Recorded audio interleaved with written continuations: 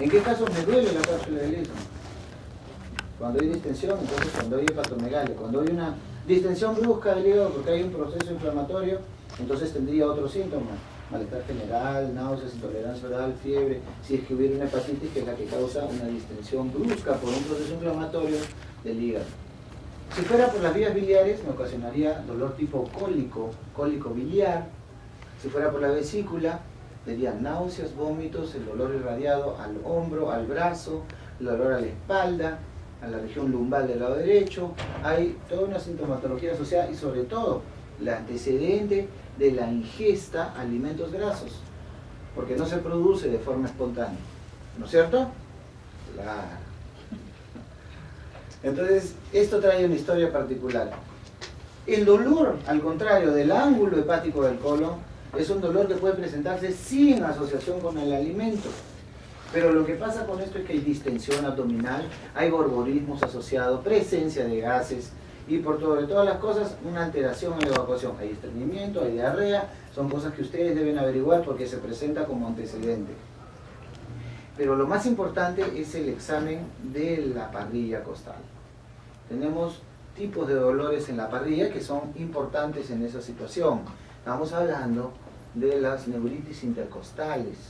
Estamos hablando de los trastornos de parrilla, tipo dolores de la articulación condrocostal de la parrilla, y estamos hablando de los dolores tipo neuromusculares intercostales. Estos dolores son bastante frecuentes a pesar de que ustedes no se den cuenta. Si hacen gimnasio, si hacen aeróbicos, si justo levantaron peso, cargaron algún tipo de elemento o hicieron una mala rotación, ojo con ese dolor, porque lo van a poder fijar rápidamente. ¿Y el paciente qué refiere? Primero, que no tiene relación con lo que come porque tiene hambre. Segundo, tiene más relación cuando hace algún tipo de movimiento o actividad. Entonces esas cosas deben fijarlo cuando hay este tipo de dolor. Cuando el dolor está localizado, por ejemplo, y se produce violentamente, el aneurisma aórtico roto da un dolor súbito, doloroso, es una punzada, y inmediatamente con los segundos y con los minutos el paciente se vuelve pálido, comienza a tener una reacción vagal increíble, sudoración profusa, comienza a chocarse, pues, ¿no es cierto? El corazón comienza a bombear menos sangre porque está saliendo sangre en cantidades, dolor abdominal, peritonismo. El paciente, si no llega a una emergencia por un aneurisma abdominal roto, no la cuenta. Tiene que ir rápidamente evacuado.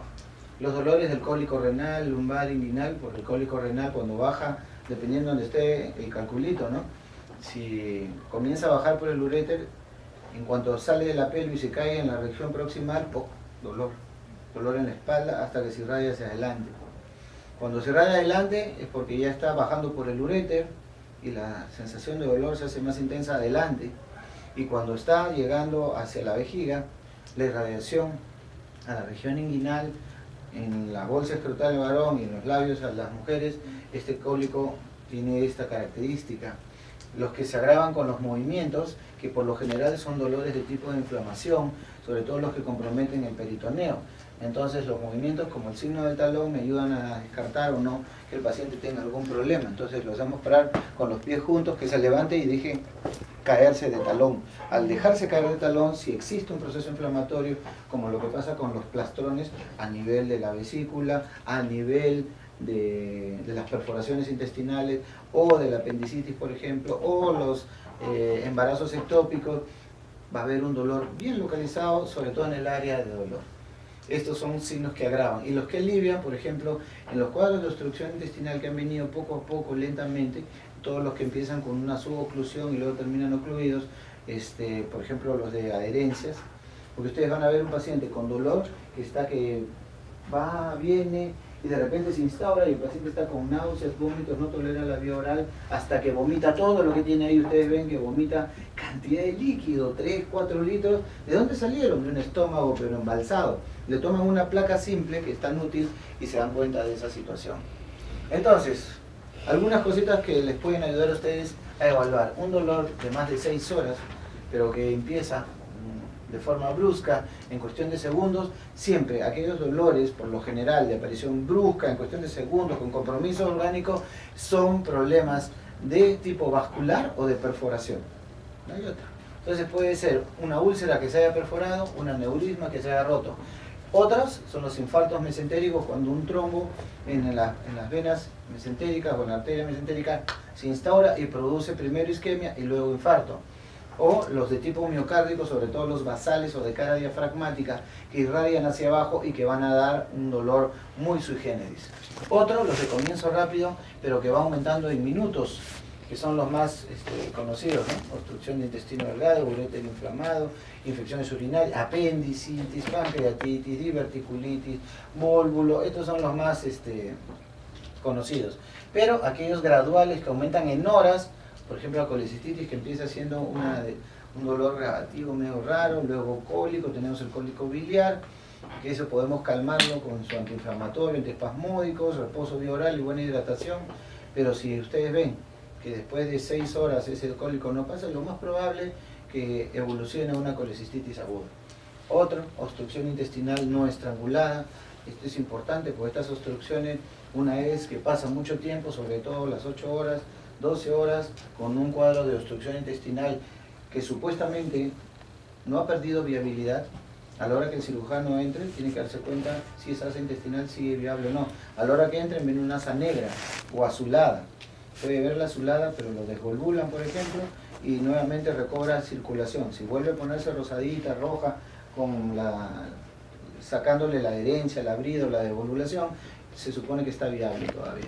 El problema está cuando yo le quito la brida, le quito la adherencia, aligero el asa intestinal y todavía está azul, a pesar de que ya se ha recirculado. Esa es una asa que probablemente esté ya desvitalizada y eso lleva a que esa asa deba ser resecada. Eso complica la situación. Embarazo ectópico, tumores penetrantes o perforados. Entonces, asociamos a algunos otros síntomas para aclarar la situación. Una pancreatitis aguda en su inicio semeja claramente a una gastritis, pero el dolor es diferente. Ahí viene su habilidad para sacarle los síntomas. Nosotros tenemos un paciente que tiene dolor en la boca del estómago inicialmente, antes que sea el famoso dolor en baja. Entonces, este dolor empieza en la boca del estómago. La característica es que no reacciona al alimento. El alimento puede empeorar el dolor, pero el dolor está ahí. Empeore, coma o no coma, el dolor está ahí. Y si come, peor va a ser. El dolor no es ardor, entonces no es gastritis. Tiene dolor en la boca del estómago, pero no es un dolor ardor. Es un dolor más bien tipo penetrante, como si hubiera una daga ahí, y no cede, y se va haciendo cada vez más intenso. Y hay un punto en el cual empiezan las náuseas y vómitos. Entonces hay intolerancia oral, dolor en la boca del estómago, es una gastritis. Todo el mundo le pone primero su omeprazol, su antiespasmódico, un hidrogomba, hasta un analgésico y su Gravol. Pero claro, que poniéndole todo eso, ¿ustedes creen que no va a bajar en algo la molestia? El paciente se va a sentir de repente algo mejor, dependiendo de su susceptibilidad, de decir, bueno, doctor, sí me ha calmado un poco. Ah, ya, entonces tome su omeprazol, su antiácido, una buscapina condicional, vaya a su casa, descanse, haga dieta, el día de hoy solo tome líquidos, que mañana ya va a estar mejor. A las 8 horas está de regreso, porque el dolor ha vuelto a crecer intensamente, porque ese no era el diagnóstico de forma. Entonces, si un paciente viene con esas características, nuevamente ya no lo dejen ir. Si hay náuseas y vómitos que no guardan relación con la ingesta alimentaria, entonces por favor pídanle amilazas y lipasas. Todo dolor epigástrico con náuseas y vómitos, pídanle su amilasa si quieren. Que es lo que primero reacciona, lo que primero se eleva. Ni siquiera pidan lipasa, porque la lipasa se eleva después del tercer día de un proceso inflamatorio pancreático. Y la lipasa después del tercer día, quinto día, se va. Entonces no pidan amilasa después del quinto día, porque probablemente no las tengan tan elevadas como la lipasa. Hay un cruce ahí. Muy bien, entonces es importante ver en qué momento se presentan las náuseas y vómitos, si es con los alimentos, sin los alimentos. Ustedes se van a dar cuenta de algo, del inicio del dolor y la presencia de las náuseas y vómitos. Puede ser antes de los alimentos, puede ser después de que coma. Yo me voy a dar cuenta, por ejemplo, si después que como, si me presentan las náuseas y vómitos, ¿será solo una apendicitis? ¿O será una pancreatitis después que coma? ¿O es una úlcera duodenal? La úlcera duodenal me da sintomatología, no es inmediato. Hasta que pasan los primeros alimentos al duodeno, puede pasar una hora, hora y media. No es el dolor inmediato, pero si tengo una úlcera gástrica, el dolor va a ser mucho más rápido, porque el alimento cae ¿a dónde? al estómago primero. Entonces ahí es donde va a irritar rápidamente y directamente. La presencia de fiebre y escalofríos. Me refería a lo anterior para aclarar una idea. Si yo tengo un problema vesicular y el paciente les dice, acabo de comerme un chicharrón con camote y ni bien lo comí, ya siento una molestia en la boca del estómago, un dolor que no me para, cólico, retortijón. Ojo, a ver, pensemos entonces, ¿quién recibe primero el alimento? El estómago, pues. Y en la primera media hora, en la primera hora que recibe el alimento, ¿yo puedo pensar en una colecistitis? No. ¿En una pancreatitis? Difícil. ¿Por qué?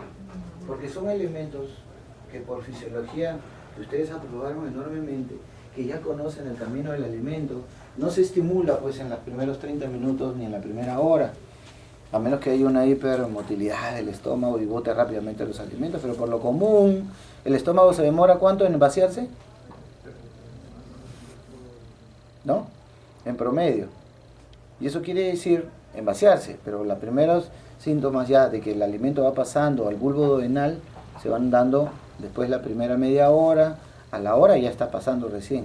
La estimulación, al caer el alimento sobre el bulbo de la colecistoquinina, para que la vesícula se contraiga, para producir, para sacar la bilis y que metabolice y digiera las grasas que están en esa comida, no se producen pues a la media hora. Y a la media hora muy raro. Entonces tienen que estar pensando qué pasó cuando él comió. Entonces de repente no estamos frente a una colecistitis, menos un cólico vesicular, sino estamos frente a una úlcera, de acuerdo al tipo de...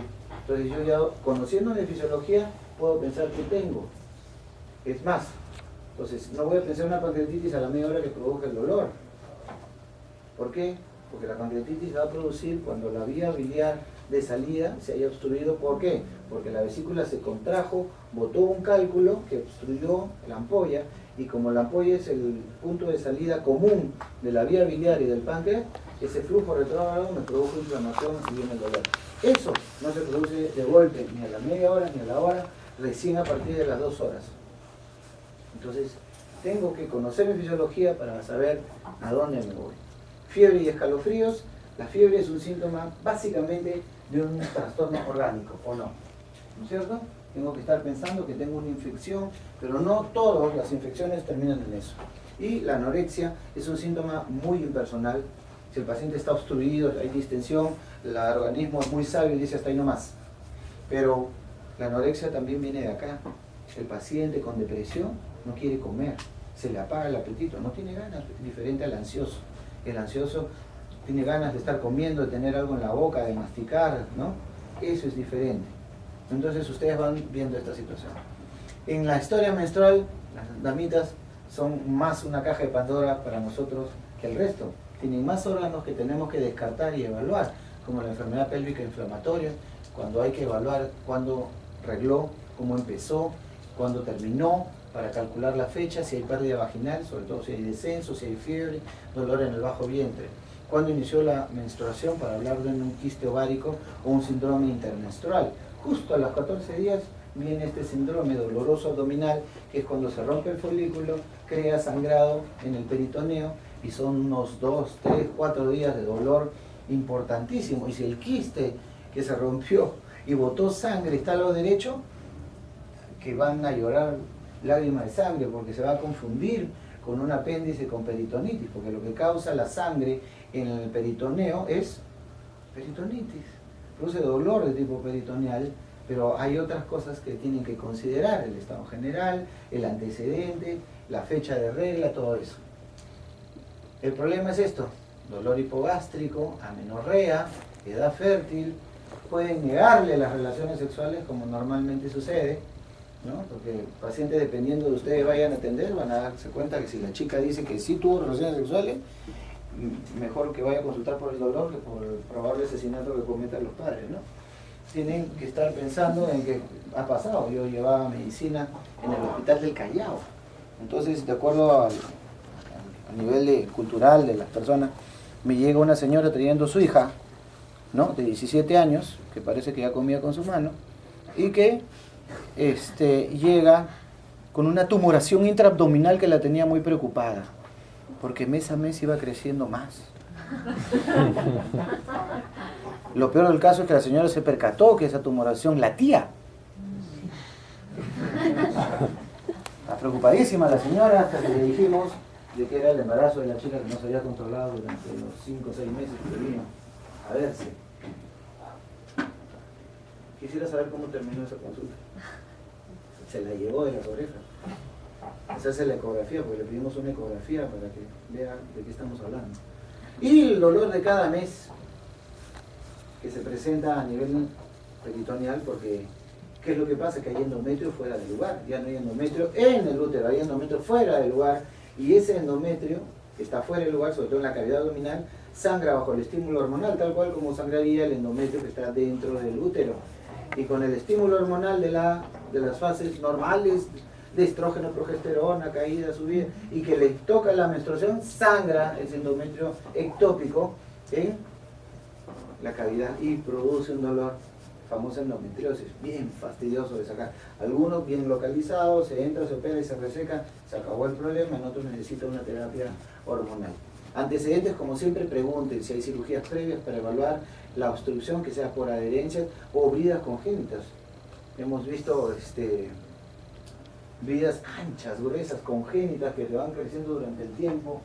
No tenemos cortinas de esas que las que tenemos en el salón de la policía. ¿Han visto esos aros que agarran la cortina? No, es aros gruesos, hay que cortarlos, pero son congénitos.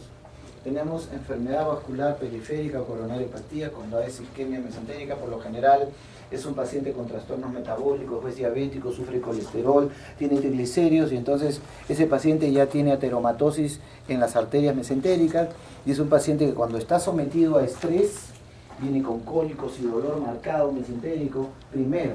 Es decir, cuando hay una comida copiosa, se somete a estrés al intestino, somete a estrés porque pide más sangre para poder trabajar ese intestino, para poder moler, digerir, provocar enzimas, pero no llega a la suficiente cantidad de sangre, porque a pesar del estímulo de estrés por el alimento, la cantidad de alimento que le está metiendo, entonces esta isquemia se hace evidente, no llega a la suficiente cantidad, hay bajo nivel de oxígeno, hay dolor isquémico.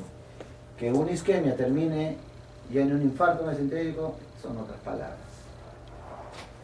Las neoplasias que producen obstrucción intestinal, y dependiendo de la gravedad de las patologías, de cuál patología puede producir dolor, porque hay un dolor abdominal que les hablo del cuadrante superior derecho, las neuropatías intercostales asociadas a las neuropatías diabéticas. Si el paciente es diabético y tiene no dolor orgánico y le toma una ecografía, el paciente no tiene masa, no hay tumor, no se ve cálculo y no tiene la signología de tener un colon irritable, puede tener una neuropatía diabética asociada a una neuritis intercostal. Los medicamentos complican la enfermedad ulcerosa, por ejemplo, como el antiinflamatorio. Dar un antiinflamatorio a un paciente con antecedentes de úlcera abdominal, úlcera péptica, es matarlo, pues. Saben que tiene una úlcera de por medio y encima le dejan un antiinflamatorio, fritos. Antibióticos, por lo común, ocultan un trastorno infeccioso. No lo cubren por completo, pero sí lo solapan bastante, lo suficiente como para que ustedes puedan taparlo. Y lo peor del caso es que ellos pueden desencadenar un cuadro como dolor y diarrea, que se conoce como producida por el antibiótico. Por el antibiótico. Los otros son los corticoides. El corticoide puede, así como el antibiótico, esconder, enmascarar fiebre hasta irritación peritoneal. Por la misma característica que tiene de ser un antiinflamatorio, que actúa sobre la ciclooxigenasa 1, que es diferente. Entonces, siempre tengan a la mano estas ideas. Pero lo otro son las causas extraabdominales. Nos ha pasado diagnósticos 15-15, ¿no?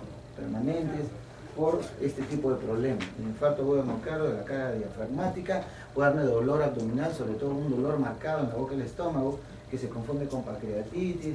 Lo tienen ahí un par de días, 3 días, que quieren que es una pancreatitis, y le toman amilasa, lipasa, no mejora, el paciente está con náuseas, vómitos, se deteriora, antes de que llegue al infarto marcado, agudo.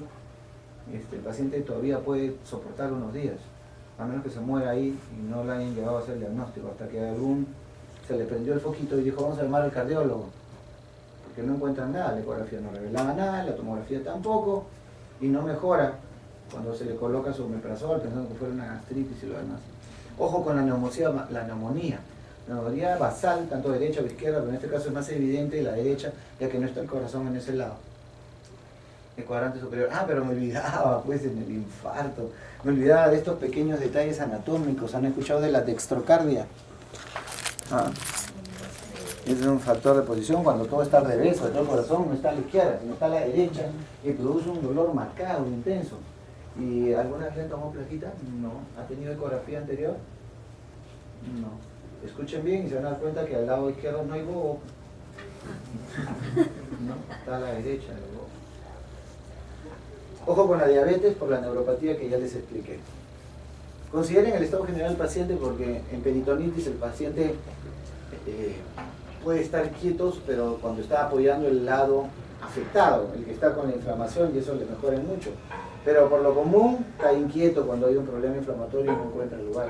En el aneurisma se encuentran inquietos, incómodos, con cualquier postura porque hay irritación por todos lados por la sangre, hasta que ya no se da cuenta. Y en la sepsis hay una debilidad, letargo, el paciente está inquieto, medio perdido, lento, está en cámara lenta, fastidiado por el compromiso encefalopático de la sepsis, y entonces viene la semiología. Nunca se olviden de hacer una buena exploración.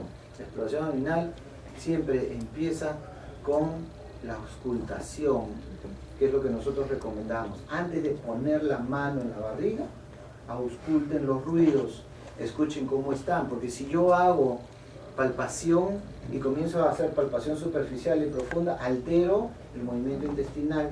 Entonces, la auscultación puede ser primero o segundo después de una inspección. La inspección es mirar, no es tocar, es mirar y ver si hay rectación, si hay distensión, si hay algún signo externo, hay cabeza en medusa, o hay otros signos de Turner, etc.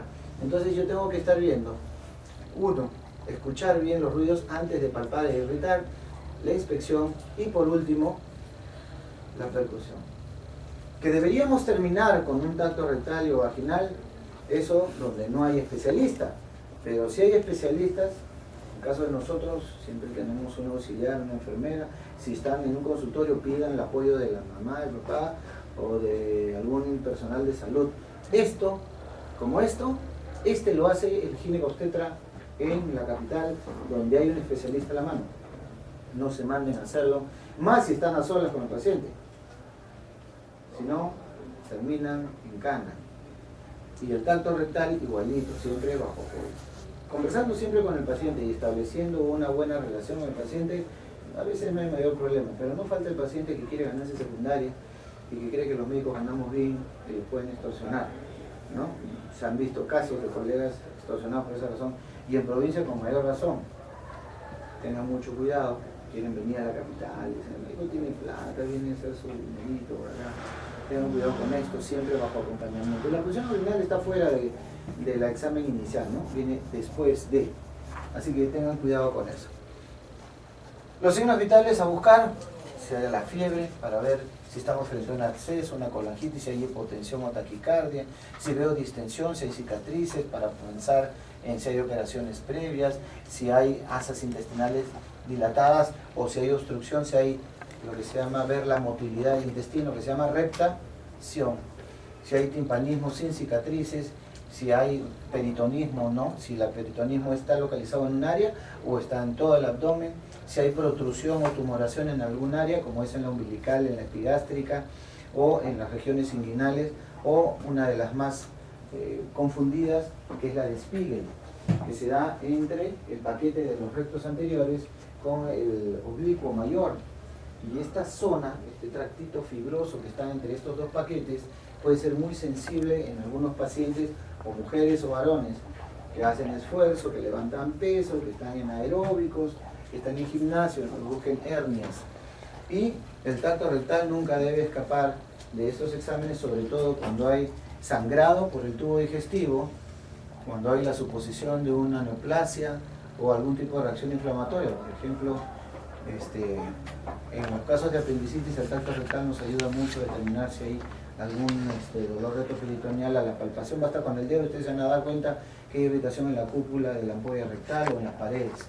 Si hay sangrado, me va a permitir diagnosticar los cánceres de colon más rápidamente diagnosticados, que están a la altura del dedo. Ustedes saben cuánto mide su dedo, es importante saber cuánto mide de acá a acá y de aquí, entre el pulgar y el final de su dedo. Eso le va a permitir a ustedes saber más o menos si está a 3, 4, 5 centímetros, acá está 6, 7 centímetros. Si no conocen esa distancia, ustedes púlanla, sepan cuánto mide, para que cuando ingrese y tacten algo, sepan de qué están hablando, ¿no? Entonces, hay signos específicos, ¿no es cierto?, para determinar cierto tipo de procesos de dolor. Y estos son exámenes complementarios para terminar. Señores, en la evaluación de un abdomen abdominal, de un dolor abdominal, siempre en la evaluación van a haber exámenes orientados a descartar lo que yo creo. Pero no hay nada como el interrogatorio inicial en el dolor abdominal. Acuérdense del dolor visceral, del dolor cardíaco. ¿Cómo empieza? ¿Cuántos días tiene antes de que llegue a ustedes a la emergencia? Acuérdense del ritmo, inicio, radiación, intensidad, conductas del paciente, signos asociados. Entonces tengan mucho cuidado para poder llegar a un diagnóstico mejor. Pequen por exceso más que por defecto. Ustedes están llevando el curso para ir viendo cada patología en cómo se presenta. Esto no es para hablarles de la obstrucción, diverticulitis, apendicitis, colecistitis, pancreatitis, no. Eso lo van a ir viendo ustedes en el camino. Pero acuérdense, utilicen su topografía abdominal, fíjense el tipo de dolor de acuerdo al dolor de tipo embriológico para que vayan focalizando qué órganos tienen en cada nivel. ¿Estamos? Muy bien, si tienen alguna pregunta. Mientras tanto, lo piensen, laboratorio, radiología, ecografía, tomografía y otros. Sin llegar a tomografía, nosotros nos quedábamos en la ecografía antes de la época de la tomografía y la clínica era lo que más desarrollábamos. Les insto a eso. Actualmente estamos en medicina basada por evidencias. La clínica es un factor muy importante para llegar al diagnóstico. Sin embargo, antes la clínica nos permitía llegar al diagnóstico sin llegar a veces a otras cosas. Podría haber habido errores, sin embargo, la medicina basada en un buen conocimiento de las circunstancias nos hacían llegar a un diagnóstico bastante certero, sin necesidad de esto. Ahora, emergencia que se respete, hospital, clínica o cualquier entidad que se respete, tiene que tener una tomografía, con mayor razón. Empiecen en su escalera de diagnóstico para llegar al diagnóstico, pero tienen la tomografía actualmente, que es un elemento fácil de utilizar, rápido también, pero en buenas manos, con un buen médico radiólogo que les ayude a llegar al diagnóstico. No se arriesguen a interpretar las placas de una tomografía o de una resonancia, siempre pidan ayuda al especialista. Lo que vemos mucho es que, por ejemplo, los cirujanos, los residentes, que con la justa verán 1, 2 placas, 3 placas al día, no pueden compararlo con el médico radiólogo que ve tomografías o radiologías, que es su especialidad, que tiene un ojo más sensible y entrenado para esas cosas, que se ve 20 en la mañana y 20 en la tarde. Pues. Entonces, siempre esperen primero el informe escrito del médico radiólogo que ve la tomografía y la resonancia, compárenlo con lo que ustedes creen, pero no actúen sin un informe escrito, porque se pueden llevar una sorpresa. Nos ha pasado pacientes que el cirujano cree que tiene una vesícula inflamada, la opera y es una vesícula SAS. Y era un cólico dado por un ángulo marcado tipo hepático del colon, era un síndrome doloroso que es espástico doloroso, porque tiene un ligamento parietocólico derecho muy alto y corto y elevaba el ángulo agudo del ángulo hepático. El espasmo era sostenido, estaba lleno de gases, distendido, que era posible manejarse médicamente, ¿no? Bueno, señores, para eso es estas clases, para instarlos a ustedes a que vayan a leer y a revisar muchas de estas situaciones. ¿Alguna pregunta? Si no, nos estamos viendo el día miércoles. ¿Y pasó algo?